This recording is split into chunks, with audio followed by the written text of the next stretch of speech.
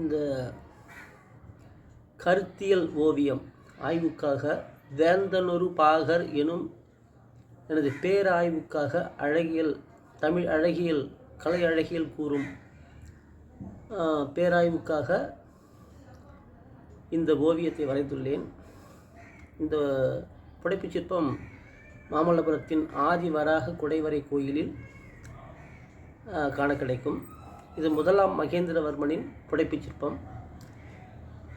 சும்மா ஓவியம் வரைகிறேன், அப்படி காக்கிரி புகிரின்னு கிறுக்கிறேன், எதுவுமே படிக்காமல் நான் ஓவியம் வரைகிறேன், கற்றல் அறிவும் இல்லை உற்றல் அறிவும் இல்லைன்னு சொல்லிட்டு ஏதோ படித்தேன், அப்புறம் பயிற்சியில் பண்ணுறேன், செல்ஃப் டாட்டு, அப்புறம் அகாடமிக்கலி அப்படின்றதுலாம் சும்மா அது ஒரு வயிற்று பொழு மாதிரி ஆகிப்போகுது. அது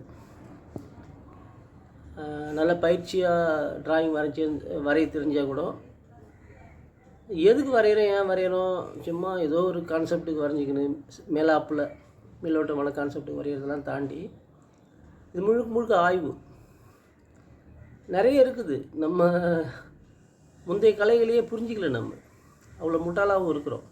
இங்கே பாருங்கள், நான் முதலாம் மகேந்திரவர்மனுடைய புடைப்புச் சிற்பத்து பக்கத்துலேயே ஒரு சிற்பத்தை பண்ணியிருக்கேன். அதனுடைய முந்தைய அனிமேட்டிவ் ஒரு விஷயம் இதுதான் ஆய்வு. ஒரு ஆர்டிஸ்டால் தான் ஒரு பேராய்வை பண்ண முடியும், கண்டுபிடிக்கவும் முடியும். சும்மா ஏதோ ஒன்று கல்வெட்டில் இருக்குது பார்த்து சொல்கிறது, கதை சொல்கிறது, அப்படி நேரில் பார்த்து அதையே ஒன்று சொல்கிறதுன்றதெல்லாம் இல்லை. ரொம்ப இருக்குங்க, ரொம்ப விஷயம் இருக்குது. தமிழருக்குன்ற உற்றறியும் திறன் இருக்குது. எதையுமே எந்த சான்றுமே இல்லாமல் கண்டுபிடிக்கக்கூடிய மிக நுட்பம் நுணுகிய அறிவு இருக்குது. அதை நான் தொடர்ந்து செஞ்சுன்னு இருக்கேன். ஸோ இது வேந்தனொரு பாகர் என்கிற மிக உயரிய தமிழ் அழகியல் சார்ந்த ஒரு பேராய்வு, அதுக்கான விளக்கப்படம் தான் இது. இதில் அவ்வளோ எஸ்தட்டிக்ஸ் இருக்குது, தமிழ் அழகியல் இருக்குது, கலை அழகியல் இருக்குது. சும்மா அழகியல்னு ஏதோ பேசின்னு இருக்குது இல்லை. அழகியல் என்பது பெரிய விஷயம், அது எஸ்காவேஷன், அது ஞானம் இருக்கணும். அப்படி இருந்தால் தான் எல்லாம் பண்ண முடியும். ஏதோ 4 புக்கத்தை அழகியல் எஸ்தட்டிக் புக்கு ஆனந்தகுமார் சாமி புக்கெல்லாம் படிச்சுட்டு பேசுகிற மேட்டரே இல்லை.